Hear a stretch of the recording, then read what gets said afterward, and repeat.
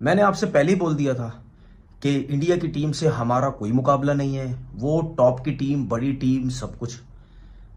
और आज के मैच जो पाकिस्तान की टीम हारी है, ये हमारे कुछ लोग जो सोशल मीडिया में ये बेवकूफ़ बनाएंगे लोगों को व्यूज़ लेने के लिए, डॉलर्स लेने के लिए, कि नहीं जी देखिए जी पाकिस्तान टीम बैड लक हो गई, पाकिस्तान यूँ हो गया, पाकिस्तान ये हो गया।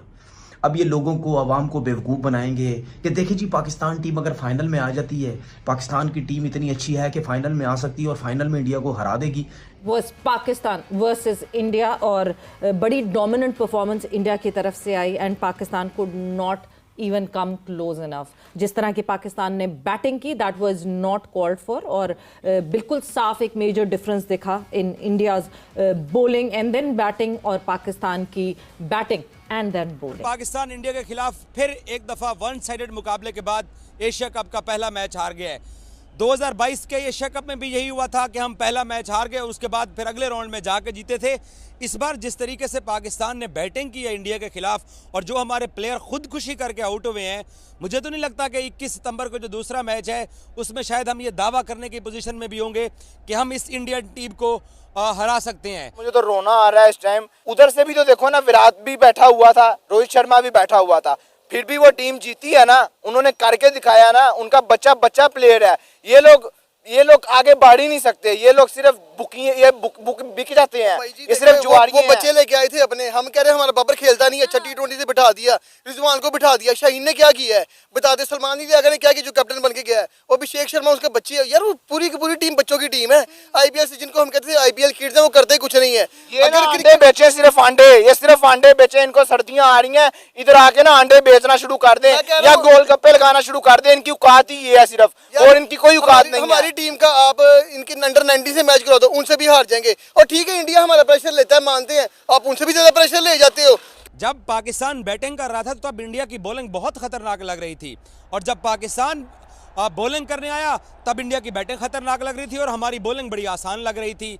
मैं हैरान हूँ इस बात के ऊपर, पाकिस्तान के स्पेशली साइम अयूब साहब के ऊपर, मोहम्मद हारिस के ऊपर, कप्तान के ऊपर, और जितने भी पाकिस्तान के बल्लेबाज थे।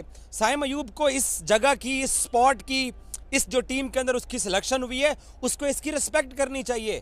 साइम अयूब के ऊपर पाकिस्तान क्रिकेट बोर्ड ने काफ़ी अच्छी इन्वेस्टमेंट की है, लगातार उनको चांसेस दिए जा रहे हैं, लेकिन वो जिस तरीके से कैजुअल अंदाज के अंदर आउट होकर चला गया, इससे पहले भी ओमान के खिलाफ पहले मैच में भी भाई साहब डक के ऊपर आउट हुए हैं, और आज फिर डक के ऊपर आउट हुए हैं। ये क्योंकि देखिए पाकिस्तान और इंडिया का मैच जब होता है ना, तो किसी को मार पड़ जाए, किसी से बैटिंग अच्छी ना हो, किसी से फील्डिंग अच्छी ना हो, तो लोग बहुत ज़्यादा क्रिटिसाइज करते हैं, क्योंकि लोगों को क्रिकेट की सेंस नहीं। मोहब्बत है, प्यार है, लेकिन सेंस नहीं है। शाहीन चाहता तो 10 रन दे के साइड पे हो सकता था, लेकिन उसने कोशिश की विकेट लेने, पूरा जोर लगाया, क्योंकि चांस यही था, क्योंकि 127 रन लो स्कोर है।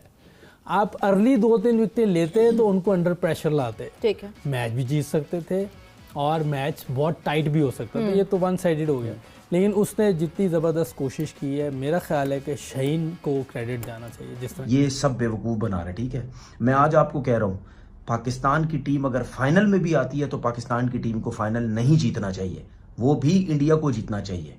जैसे मैंने आपको पहले बोला है कि इंडिया की टीम ऐसी है कि वो सारे मैच जीते और फाइनल में इंडिया को जीतना चाहिए। ऐसा नहीं है होता, मेरी डिक्शनरी में ऐसा नहीं है कि फ्लूक लग जाए, तुक्के लग जाए और पाकिस्तान की टीम फाइनल जीत जाए। अगर फाइनल पहुंचती है, फाइनल भी इंडिया को ही खेलना चाहिए।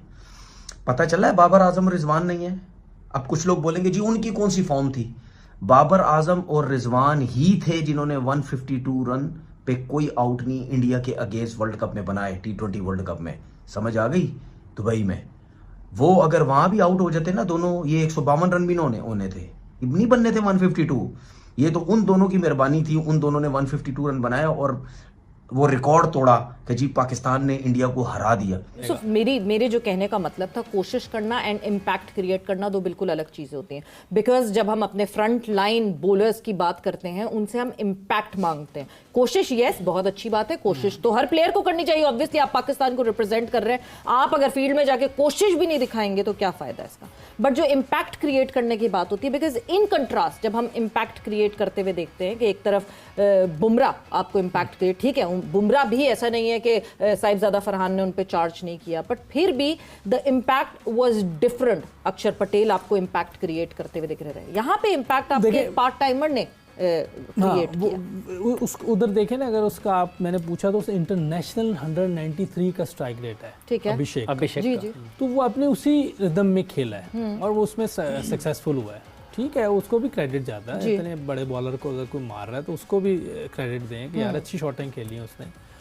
नौजवान प्लेयर है, मैं तनकीद नहीं करना चाहता, लेकिन उन्होंने जो 2 विकेटें हासिल की हैं, मुझे उसकी 2 विकेटें नहीं चाहिए। उसका किरदार पाकिस्तान की टीम के अंदर ओपनर बल्लेबाज का है और उसको अपना ये किरदार निभाना चाहिए। हमारे पास सुफियान बॉलर है, नवाज बॉलर है, इसके अलावा इब्रार बॉलर है, शाहीन बॉलर है, बाकी बॉलर है हमारे पास। साइम अयूब का काम बैटिंग करना है और वो इंडियन बैट्समैन आप देख लें कि अभिषेक शर्मा ने कैसे बैटिंग की है, कैसे उसने अटैक किया है पाकिस्तानी बॉलर्स के ऊपर, किस तरीके से उसने शाहीन शाह अफरीदी को शॉट्स लगाए हैं।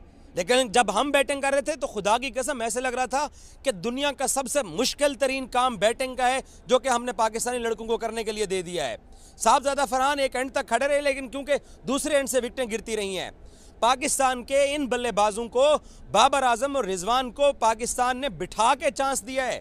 इनको अपनी इस स्पॉट की, इस जगह की, इस सिलेक्शन की, इस मकाम की, इस अपॉर्चुनिटी की रिस्पेक्ट करनी चाहिए। और बाकी ये है कि इतने लो स्कोरिंग मैच में इनको चाहिए था चलो थोड़ा और टाइट कर लेते मैच, बाकी स्पिनर भी अच्छी बॉलिंग कर लेते, कोई यूसुफ हम रन्स क्यों नहीं कर पाए?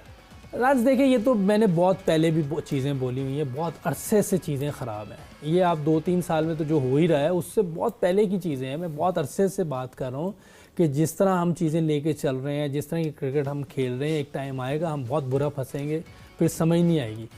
अभी वो आ गया, मुझे डर लगता है आगे पता नहीं इससे मैं यही बुरा पूछ रही थी, आपको लग रहा है कि अभी नहीं आया वो आगे वाले के और भी बुरा आ सकता है ना, क्योंकि अभी भी ना हम समझे। बिल्कुल, तो हमें समझना पड़ेगा कि हमने क्या चीज़ें ठीक करनी है, क्या नहीं करनी, इस पे हम फोकस नहीं है, हम सिर्फ खेल रहे हैं। अब ये टूर्नामेंट खत्म होगा, वर्ल्ड कप आएगा, वो PSL आएगा, फिर सब भूल जाएंगे। PSL में ऐसी विकेटें होंगी, 200, 250 रन करें, बस लंबे स्कोर करें जी, फिर लोग फॉर्म में नहीं। ऐसा क्या क्रिकेट खेली है? सबसे पहले तो मैं आपको बताऊं, ये माइक हैसन और जो कुछ लोग जो हमारी सिलेक्शन कमेटी में बैठे हुए, ये लोग पाकिस्तान क्रिकेट को बर्बाद कर रहे हैं, क्योंकि ये लोग चाहते ही नहीं बाबर आजम और रिजवान जो है वो पाकिस्तान की टीम में कंटिन्यू खेले और T20 क्रिकेट खेलें। समझ आ गई? ये सिर्फ बाबर और रिजवान को बाहर करने के लिए ये स्ट्राइक रेट का मुद्दा, स्ट्राइक रेट का ड्रामा इन्होंने लगाया हुआ है। कि कहां है स्ट्राइक रेट? क्यों स्लो खेलते हो? आउट भी होते तो मारते रहो, जिस तरह मार रहे हो, जिस तरह मार रहे हो खेलते रहो, इसी तरह खेलते रहो, इसी तरह फारिग होते रहोगे। वो थकी हुई 3rd क्लास टीमों को मार मार के माइक हैसन कहता है मैं तो जब से आया हूं 9-10 मैचेस तो जीत चुका हूं ना। वो भाई जब उन्हीं से खेलेगा तो 9-10 मैचेस क्या, तू 15-20 मैचेस भी जीतेगा। कहां गए तेरे बड़े सुपरस्टार? साइम अयूब बिल्कुल आउट ऑफ फॉर्म, उसको इसने लगा दिया है बॉलिंग की तरफ, वो बॉलिंग में 3-3 आउट कर रहा है, बैटिंग उससे हो नहीं रही। पैट कमिंस से किसी ने वेस्ट इंडीज के अंदर सवाल किया सैम कॉन्सर्स के बारे में। जब वो आया उसने बुमराह को MCG बॉक्सिंग डे टेस्ट के ऊपर कुछ शॉट्स लगाए तो लोगों ने बड़ा उसकी तारीफ कर दी कि यार वो बड़ा अच्छा बैट्समैन है। लेकिन बाद में जब सैम कॉन्सर्स ने जाकर वेस्ट इंडीज के अंदर आड़े तिरछे शॉट खेले और उसके ऊपर क्रिटिसिज्म हुआ तो पैट कमिंस ने एक बात की, उसने कहा कि सैम कॉन्सर्स को इस प्लेस की जहां पर वो ऑस्ट्रेलिया की टीम के अंदर नुमाइंदगी कर रहा है, सिलेक्शन हुई उसकी, उसको इसकी रिस्पेक्ट करनी चाहिए। ये मकाम इतनी आसानी के साथ नहीं मिलता। मुझे तो लगता है कि साइम अयूब पाकिस्तान की इस टीम के अंदर मिसफिट प्लेयर है। फिर तो आप मोहम्मद हारिस से ओपनिंग करा लीजिए। हालांकि हारिस ने पहले मैच में अच्छा परफॉर्म किया, आज हारिस ने भी बुमराह को पहली गेंद के ऊपर छक्का मारने की कोशिश किया है। यही सारे मसाइल हैं। अब क्या कर सकते हैं आप, मुझे ये बताएं। मेरा दिमाग तो अभी तक उधर ही फंसा हुआ है। किधर? यूसुफ भैया आप मुझे बताएं, क्या खिलाना ना खिलाना बात की बात थी? क्या ये जो स्क्वाड है इसके अंदर रिजवान और बाबर को होना चाहिए था कि नहीं? खिलाना ना खिलाना बात की बात। देखिए मैंने पहले कह दिया कि पहले ही हो गया हुआ था, लेकिन बाबर को आप रख सकते हैं, वो सीनियर प्लेयर है काफ़ी, उसको आप साथ रख सकते हैं।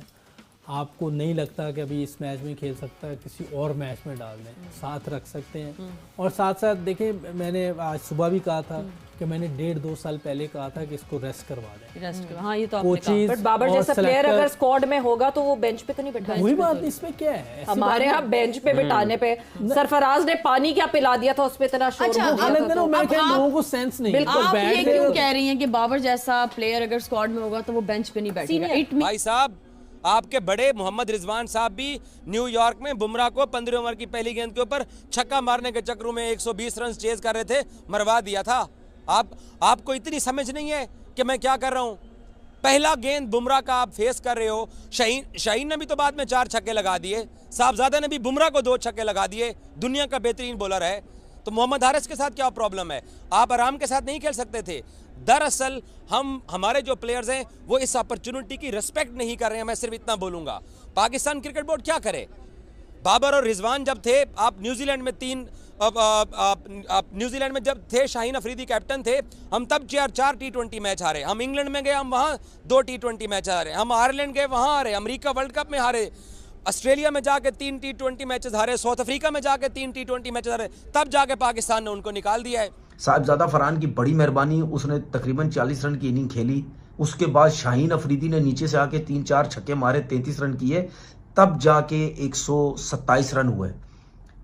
आपका कप्तान सलमान आगा जिस बॉल पे आउट हुआ है, और जब तक माइक हैसन नहीं था, जब पाकिस्तान टीम का हेड कोच माइक हैसन नहीं था, ठीक है, उस वक्त ये जिस बॉल पे आउट हुआ है, ये इस बॉल को डाउन द विकेट निकल के सीधा मारता था, ये एक्स्ट्रा कवर मारता था। आप देख लो इसकी सलमान अली आगा की, इसने क्रिकेट ही बर्बाद कर दी, इसने बैटिंग ही बर्बाद कर दी है सारी। क्यों? क्योंकि सलमान आगा की कोई वैल्यू नहीं है यार। सब वो सिलेक्शन कमेटी के लोग, कुछ लोग सिलेक्शन कमेटी के, वो सारे मिलके, उनमें से कुछ लोग वो मिलके माइक हैसन के साथ लगे हुए हैं कि स्ट्राइक रेट की बात करते रहो, और बाबर आजम और रिजवान किसी तरीके से पाकिस्तान टीम में वापस नहीं आने चाहिए। जो मर्जी कर लो तुम लोग।